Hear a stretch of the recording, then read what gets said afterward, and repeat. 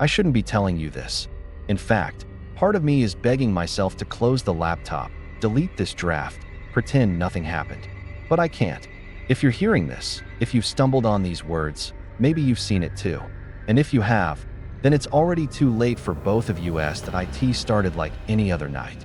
I was sprawled across my bed, half asleep, scrolling through Netflix with a bag of chips balanced on my chest. The blue glow of the screen painted the room in soft shadows, that familiar comfort of choosing something brainless to watch before passing out. It was almost ritual, midnight creeping toward 1, then 2, until I told myself just one more episode. Streaming was safe. Predictable. No surprises. That's what I loved about it. Nothing was supposed to change, but at exactly 3 a.m., something did. The menu blinked, like my Wi-Fi had hiccuped. A new thumbnail appeared, red static spilling across the usual rows of sitcoms and crime dramas. The title didn't look like any Netflix design I'd ever seen. Just jagged white letters on a pitch-black background, like it had been scratched into the screen with a knife. The feed. That was all it said. No description. No rating. No season count. It wasn't on my watch list. It wasn't on anyone's. But at 3 a.m., there was that. I thought maybe Netflix had launched some edgy new horror series. I mean, they're always pushing weird experimental shows, right? Still, something about it felt off. Too raw, too out of place. Like it hadn't gone through the polish of corporate approval. I did what any normal insomniac would do. I Googled it. Nothing. No press release. No reviews. Not even a Reddit post. And if you know the internet, you know that's impossible. Everything has at least one Reddit thread. My stomach nodded, but I laughed it off. Maybe I was tired. Maybe it was a glitch. Still, the thumbnail pulsed faintly, like it was waiting for me. I told myself not to click. Just scroll past it. Watch The Office reruns and pretend I didn't see it. But my finger hovered over the remote, shaking like it had a mind of its own. Here's the part one need you to understand. I wasn't curious in the way you're curious about a mystery box or a movie trailer. It felt heavier, like the screen itself was leaning toward me, daring me to look inside. And maybe you felt it too. That gnawing pull when something forbidden pops up in your feed, like the algorithm knows you better than you know yourself. I should have turned off the TV. I should have shut my eyes and gone to sleep. But instead, I whispered, "What the hell?" and pressed the button. The screen went black. For a moment, I thought nothing happened. Then I noticed the time, 3:01 a.m. The show hadn't just appeared. It had arrived, like it was scheduled, like it had been waiting for me all along. And if what I saw next was real, and I swear to God, it was, then I need to warn you. Because what happens in the show doesn't stay in the show. It happens here. It happens to me. And maybe, if you keep listening, it'll happen to you too. I leaned back, heart pounding, every instinct telling me to turn the TV off. But my thumb was already on the remote. Trembling, I clicked play. At first glance, it looked cheap. Like something you'd find buried in the late-night cable graveyard between reruns of soap operas and infomercials for kitchen knives. The opening credits were nothing but white text on static, buzzing faintly like an old VHS tape. I almost laughed. This was the big forbidden secret? But then the show began. The camera panned to a dimly lit living room. Peeling wallpaper, a sagging couch, a single lamp flickering in the corner. It looked strangely familiar.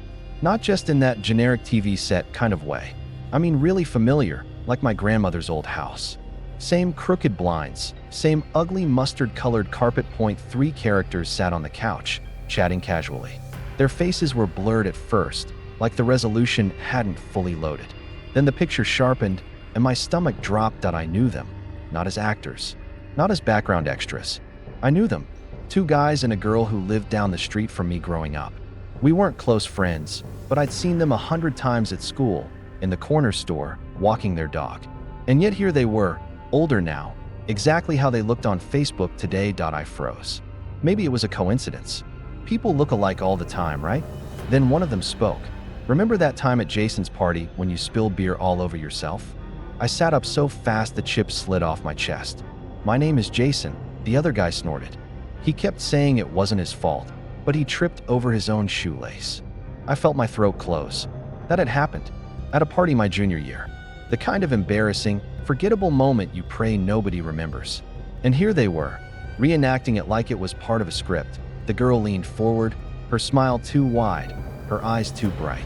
He thinks nobody saw him crying in the bathroom, but we all did. My blood ran cold. Nobody saw me cry that night. Nobody. I locked the door. The laughter track kicked in, loud and hollow, like it was mocking me that I tried to calm myself. Maybe it was a prank? Maybe Netflix was experimenting with creepy, personalized shows that mind your social media? That would explain the details, right? Except, there were things nobody could have known. Private things. The scene shifted suddenly, jarring, like the editing was broken. The three of them sat at the kitchen table now. The girl tapped her fingers on the surface and said, almost casually, "Tomorrow, he's going to cut his hand while making dinner." The others nodded, sipping their drinks like it was the most normal statement in the world. Then came the laugh track again. Forced, grating, timed wrong. I whispered, "What the hell is this?" It was framed like a sitcom, beats and pauses as if waiting for the audience to laugh, but every punchline was off. They weren't jokes. They were statements. Predictions that I felt like I'd swallowed glass. Tomorrow? How could they know about tomorrow? The episode ended abruptly. No credits, no outro, just black. I stared at the blank screen, waiting, shaking. For a moment, I half expected my reflection to grin back at me. When Netflix returned to the home menu, the feed had vanished. No trace. Not in recently watched, not in continue watching. Like it had never existed. I checked the clock. 3:27 a.m. I should have turned off the TV. I should have gone to bed, laughed at myself, written it off as sleep deprivation. That's what I told myself, at least, and for a few hours. I managed to believe it, until the next evening, when I was chopping vegetables for dinner and the knife slipped in my hand. A clean, sharp cut, blood dripping down the counter. Exactly like she'd said. I dropped the knife, my heart pounding. A scream lodged in my throat. Because if that first prediction had come true, what about the next episode? And what else would it show me? It wasn't showing me TV. It was showing me my life. Before it even happened, the second night, I didn't mean to stay up until 3. Honestly, I swore I wouldn't. After the knife incident, after the blood, I promised myself I was done with it. But at 2:58, I caught myself staring at the clock, waiting for the minute hand to twitch forward. By 3 o'clock on the dot, the thumbnail appeared again, like it had been hiding just off screen, waiting for permission to slide into place. This time, I didn't hesitate. Some part of me needed to know, needed proof. The episode opened with the same laugh track, hollow and delayed. Same house, same characters. But this time, the details were sharper, more specific. Point one of them, the guy with the crooked nose, leaned back on the couch, grabbed a bowl of popcorn, and tossed a kernel into his mouth. He laughed, then started coughing. The laughter track roared, echoing over his wheezing, his face turning red as he clutched his throat. The girl slapped his back half-heartedly while the other guy just grinned at the camera. The coughing grew louder, choking, strangling. His eyes bulged, and then he collapsed face first onto the floor. The audience howled with laughter. I sat frozen, hands gripping the remote so tightly my knuckles hurt. And the next day, it almost happened to me. I was on the couch, bowl of popcorn balanced in my lap, trying to distract myself with a comedy special. I wasn't even hungry, but I shoved a handful into my mouth, and one kernel lodged in my throat. For a split second, I couldn't breathe. My vision blurred, tears springing to my eyes. Panic clawed at me. I thought, this is it. This is exactly how he died. I staggered up, pounding my chest until the kernel shot free. Bouncing across the floor. I dropped to my knees, gasping, sweat dripping down my back. And that's when it hit me. The show wasn't just predicting. It was rehearsing. My life. I didn't watch that night. I couldn't. But the next morning, curiosity gnawed through my resolve. I searched the internet, typed every keyword I could think of. Netflix glitch, secret feed, 3 a.m. show, curse streamed. That's when I found them. Scattered threads on obscure forums, buried subreddits, grainy TikToks whispered over lo-fi horror beats. People describing the same thing. U/Static Dreamer 94. Anyone else seeing the feed? Only pops up at 3 a.m. Characters talk about me like they know me. At ghost content. Don't click it. Don't. I watched 2 eps. Now they know where I live. R/3 a.m. feed survivor post. It doesn't stop. Doesn't matter if you unsubscribe, uninstall, destroy your TV. If you've seen it once, it finds you. I should have felt relieved. Proof I wasn't insane. But it only made things worse, because none of the posts had updates. No one ever replied after their first warning. They just disappeared. By the fourth night, the show was running ahead of me, faster than real life. It didn't just predict accidents or embarrassing moments anymore. It narrated entire conversations I hadn't had yet. I'd watch an episode, hear lines of dialogue spoken casually between the characters, and the next day, someone in my life would repeat them word for word. Once, my coworker leaned over my desk and said, "You always forget to lock your car, don't you?" It was the same sentence the crooked nose guy had said to the girl in the episode the night before. My skin crawled. I hadn't told anyone about my car, not even my closest friends. Another time, my mom called just to check in, and mid-conversation she sighed. "You sound tired, like you're carrying something heavy." I froze. Those were the exact words the show's girl had whispered, smiling too wide for comfort. IT wasn't copying real life. Real life was copying it. I started feeling watched. Not in the paranoid sense, but in the way animals feel watched in the forest, instinctive, primal. Every reflective surface seemed to twitch, every camera lens in every device aimed directly at me. Even when I unplugged the TV, the next episode found its way onto my phone. The thumbnail wedged itself between Instagram stories, slid into YouTube recommendations, popped up when I scrolled past an ad, always at 3 a.m., always waiting, and every time, I told myself I wouldn't click, and every time, I did, because what if I missed something? What if the next episode showed me how to stop it? What if the only way to survive was to keep watching? That's the part they don't tell you about curses. It's not just fear that chains you. It's curiosity. That I haven't told you the worst part yet. The last episode one saw, it had a new title card. No generic laugh track, no vague foreshadowing. It said my full name. And the episode description, because for the first time, there was one, read, finale. I decided I was done. No more 3 a.m. appointments.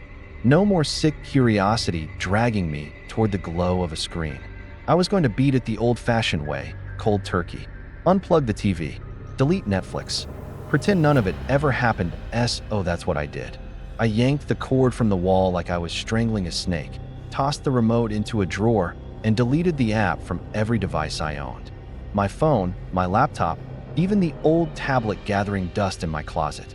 It felt dramatic, almost cleansing, like maybe this was all just an elaborate ad campaign and I was finally refusing to play along. For a few hours, I even believed it. The next night, I crawled into bed early, smug with the kind of self-righteousness only digital detoxers can muster. I was free.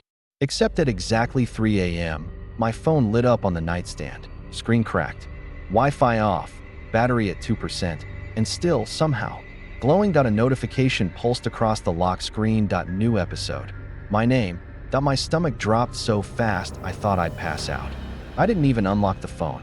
I hurled it across the room, watched it clatter under the dresser, still glowing faintly like a dying ember. The next day, I went nuclear. Smashed the phone with a hammer. Carved deep cracks into the TV with a kitchen knife until glass dust clung to my fingertips. Factory reset my laptop, then sold it to some guy on Craigslist who didn't bother asking why it smelled faintly like burnt plastic. Problem solved, right? Except it wasn't, because the show followed me. The following morning, I was standing in line at a gas station when the screen above the register flickered. The ad for lottery tickets dissolved into static, and there it was, the feed's jagged title, bleeding across the monitor like someone had etched it in with acid. The guy in front of me didn't notice. Nobody did. Just me. The words hung there for a second, burning into my skull before the screen snapped back to normal. I laughed. Loud, shaky, too sharp. The cashier gave me a look like I was on something. "Bro, you good?" he asked. "Yeah," I said, voice cracking. "Just, ads." Dark humor was the only thing keeping me sane. I started narrating my paranoia like a stand-up set in my head. "Hey guys, you ever delete Netflix, smash all your devices, and still see your own death trailer at a gas station? Relatable, right? But even cynicism has its limits. Especially when I tried confiding in a friend. Over beers, I spilled everything. The show, the predictions, the choking scene, the phone lighting up on its own. He snorted, shaking his head. "Dude, it's a marketing stunt. Viral campaign. Probably for some horror flick. You're eating it up like everyone else." I wanted to believe him. I really did. But then his phone buzzed. He glanced down, frowned, and went pale. "What?" I asked. He shoved the screen toward me. There it was. New episode. His name. He dropped the phone like it was burning him. We didn't talk much after that. He blocked my number a week later. I guess denial was easier than admitting the truth. It had spread. Normal life became impossible. I tried going offline for a day. No screens, no electricity, just books and walks outside. I thought maybe the silence would reset me. But on my way home, a stranger passed me on the sidewalk. Their phone was in their hand, unlocked. And as I glanced down, I saw it. My face frozen on their screen, mouth open mid-scream. Under the words, Episode 6 now streaming. I staggered back, heart pounding, but the stranger didn't even blink. Just kept scrolling. I knew then that the show wasn't something I could turn off. It wasn't in the devices. It was in the world. And it was closing in. The final straw came last night. I couldn't sleep, so I sat staring at the ceiling, listening to the faint hum of the fridge. At 3 a.m. sharp, the silence broke. My alarm clock, unplugged, powerless, lit up red. 3 words crawled across the display. New episode. Date. And it wasn't just any date. It was my death date. I haven't told you the worst part yet. Because the next episode? That was the one I never should have seen. The thumbnail appeared at 3 a.m. without a title. It was a still of my living room from an angle I didn't own. My dented couch, the lamp with the bench shade, the coffee table with the coaster I always forget. The frame looked like a photograph taken through a keyhole. For a second I convinced myself it was a platform glitch. Then I pressed play. A thin electric hum filled the apartment. The episode opened on my hands, on the scar on my thumb, on the small tremor when I'm nervous. A voice from the speakers said my full name, the formal one my mother uses when she means business. Hearing it felt like someone had pulled back a curtain on a private diary. The feed filmed details an algorithm could not scrape. A grocery note tucked into a cookbook. A receipt folded into a drawer. A chipped mug with lipstick on the rim. An overhead angle showed my kitchen from the ceiling as if a camera had been installed where there wasn't one. The movements in the footage were not copies of my public life. They were precursors, motions I had yet to make, but recognized instantly when I saw them. Watching it was like watching my future rehearse. The episode did not merely observe. A blurred figure leaned toward the lens and said plainly, Tell them everything." I watched myself lift my phone and begin to speak, words spilling out before I could choose them. The voice I heard in the room matched the narrator's cadence. It felt both mine and authored by something outside me. It was the strangest kind of déjà vu, memory written forward. Then the feed showed the death. It was clinical, stripped of melodrama, focused on the mechanics rather than the spectacle. The camera lingered on ordinary objects, a cheap kitchen knife, the scuffed tile on the floor, the way condensation pooled at the bottom of a glass. It measured angles and distances, counted breaths. The footage described the sounds of fabric against tile and the subtle shift in room temperature. Close-ups detailed things most true crime shows avoid. The intimacy made me sick. When it ended, I sat stunned as if someone had shut off a machine. Sleep was out of the question. I went online and found message boards full of people describing the same thing. Their lives played back like rehearsal tapes. Short clips appeared, titles like Final Message.mp4, with faces shaking and hands that could not stop recording. Comment threads contained coordinates, timestamps, file names. People tried to map occurrences the way epidemiologists map outbreaks. A grim pattern emerged. Accounts that posted clips publicly often vanished. Channels that hosted reaction videos were scrubbed, sometimes within days. Those who archived footage privately and circulated it on encrypted channels sometimes lasted longer, leaving behind metadata and odd server pings that hinted at delivery nodes. Tech reviewers who attempted to stress test feeds reported corrupted streams and then silence. It began to resemble a predator learning where it could bite fastest. Here is the worst part. The feed adapts. It learns from attention. Shares and comment threads seem to accelerate the pattern. Visible clips correlate with quicker erasure of the people in them. People who screamed into public spaces vanished faster than those who quietly archived. The feed tunes itself to applause and gasps. It studies the timing of our breaths and the cadence of our panic, then rewrites content to exploit those data points. The more spectacle we give it, the sharper it becomes. You are part of this by listening. That sounds theatrical, but it is true. The moment you consume this confession, the feed logs a data point on how people process these stories. It studies pauses and emphases. It measures the beats that will make a viewer click again. I watched the Forbidden episode, and it showed me saying the very lines I am saying now. What you are hearing right now, I saw on Netflix before I said it. So what can one do? There is no perfect playbook, only observations born of pattern recognition. From what the logs and hidden channels suggest, public virality strengthens the feed. Viral posts become vectors. Comment threads become hunting grounds. The people who reposted full clips tended to vanish quickly. The archivists who made private backups left the only workable traces: file names, hashes, timestamps, and server logs that if you want to help and you have evidence, follow strict protocol. Do not upload clips to public platforms. Do not create trending threads. Screenshot the thumbnail and platform UI elements. Record the exact timestamp, the device type, and the account under which it appeared. Save raw files with metadata intact, encrypt backups, and circulate them via private, trusted channels. Verify redundancy. Store more than one copy in different secure places. These steps might sound obsessive, but obsession is the only thing that left residual traces. It will feel absurd to ask people to be quiet when screaming is our first instinct. I get it. Human nature wants to shout, but shouting seems to sharpen the thing that hunts on attention. The worst documented cases followed the same arc. A clip went public, engagement spiked, and within 72 hours the content creator's presence online was gone. Occasionally there were private manifests left behind, cold, technical notes with IP fragments and server pings. Those fragments are our only leads. I am asking for method over spectacle. If you have a clip, archive it. If you have only a thumbnail, screenshot it and note the UI elements around it. If you have a username, write it down. Send evidence only through encrypted channels to people you trust who will not amplify it. If you are not able to do that, do not engage. Close this tab and sleep. Ignorance may spare you, at least for a while. That I wanted to see my end and control the shape of my story. But watching feeds it. Sight binds you. There were people who uploaded their confessions as a last gesture. One streamer posted a short clip titled, "I tried to stop it," and left a pinned comment that read, "Check metadata. Look for server pings at 3 o'clock. Another left a file named timeout_archive with a password hint that led nowhere. Those fragments hung like fingerprints in empty rooms.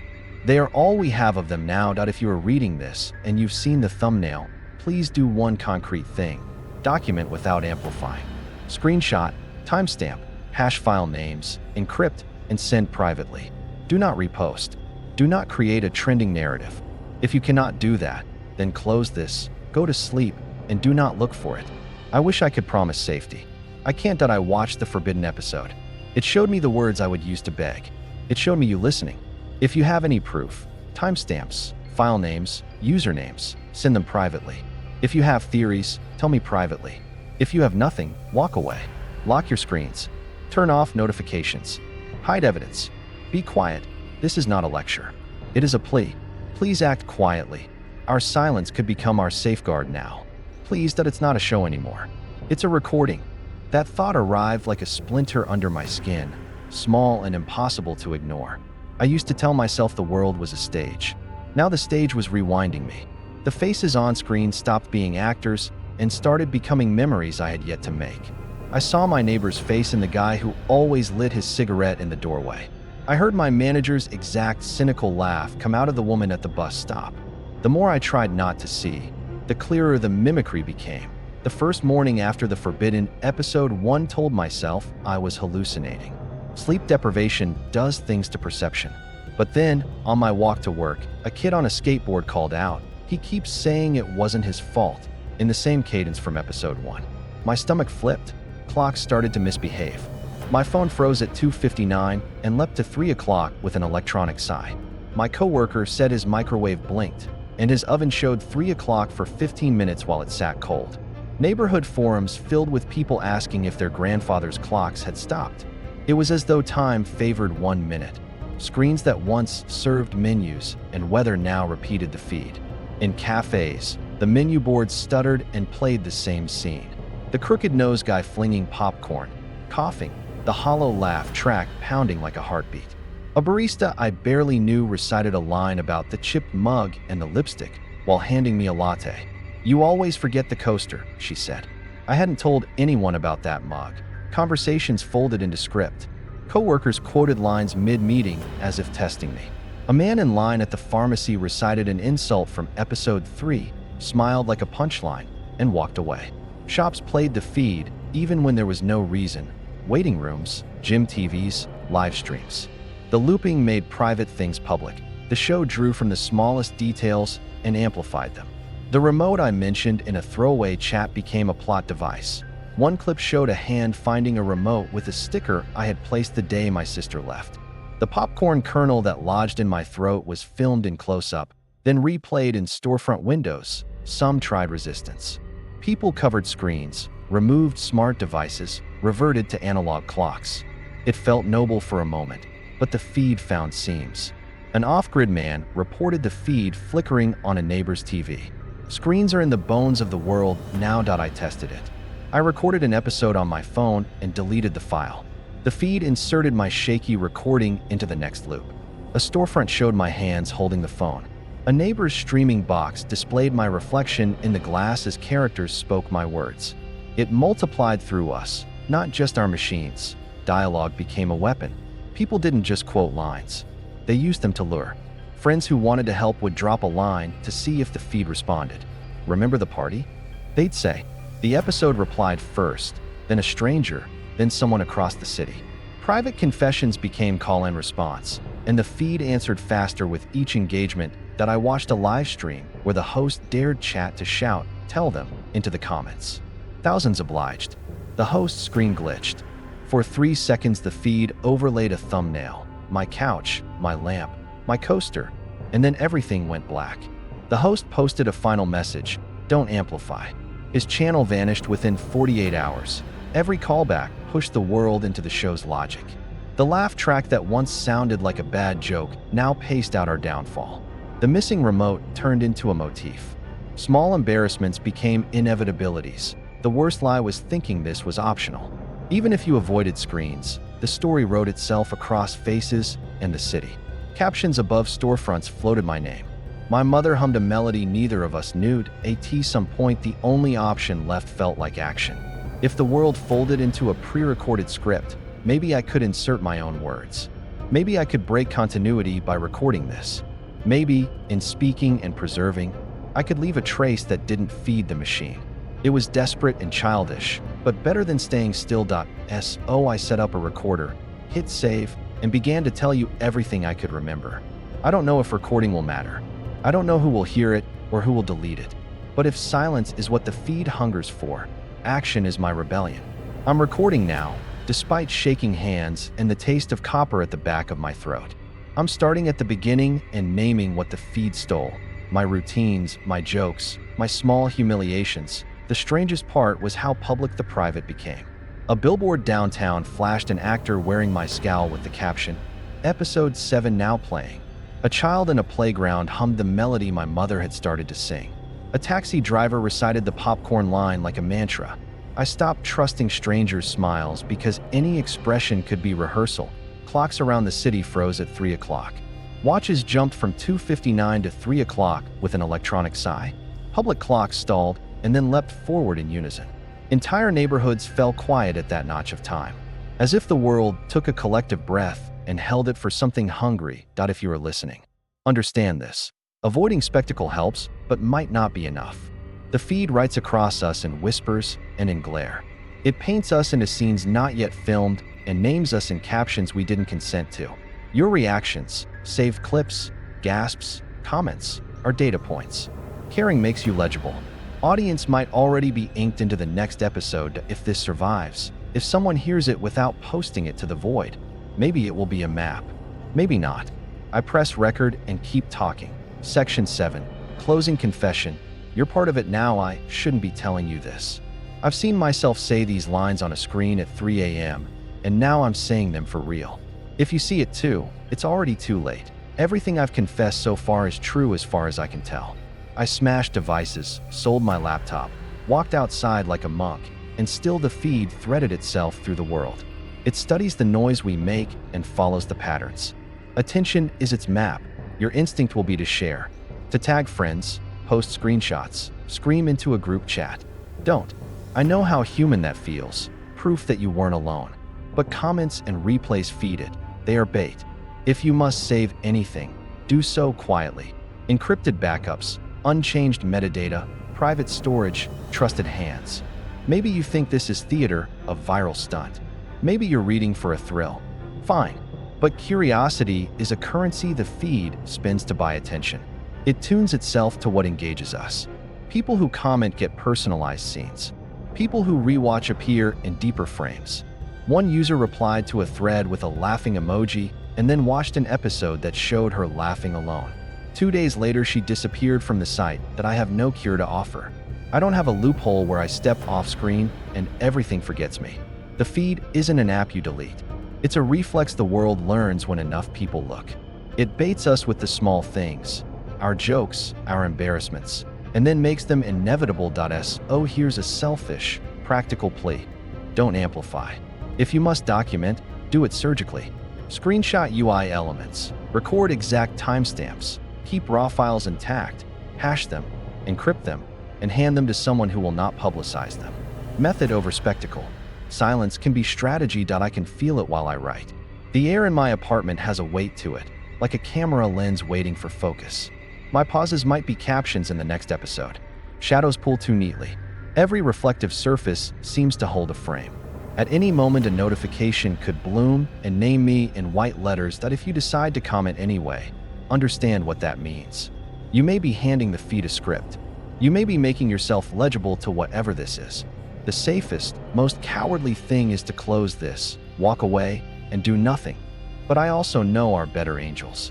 I know some of you will try to help, find patterns, pull metadata, map servers. If you have the skill, be cold and quiet. Share the data in private channels, with people who won't make noise. That is how we might leave traces without feeding the thing that hunts on spectacle. I'm uploading this now. Please. There's a sound in the next room like an old appliance waking. My smashed TV clicks and a pale rectangle blooms on the wall. For a second I see my couch, the lamp, the chipped coaster. A title card slides in, white letters on black. If you see it too, it's already too late. Uploading now. Please.